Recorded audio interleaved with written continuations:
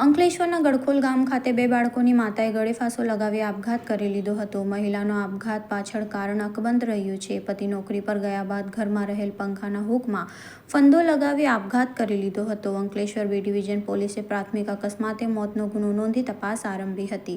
અંકલેશ્વરના ગડખોલ ગામની પવન રેસિડેન્સીમાં રહેતા અને બે બાળકોની માતા 35 વર્ષીય મહિલાએ અગમ્ય કારણોસર પોતાના ઘરે સીલિંગ ફેન સાથે દુપટ્ટા વડે ફાંસો લગાવી આપઘાત કરી લીધો હતો.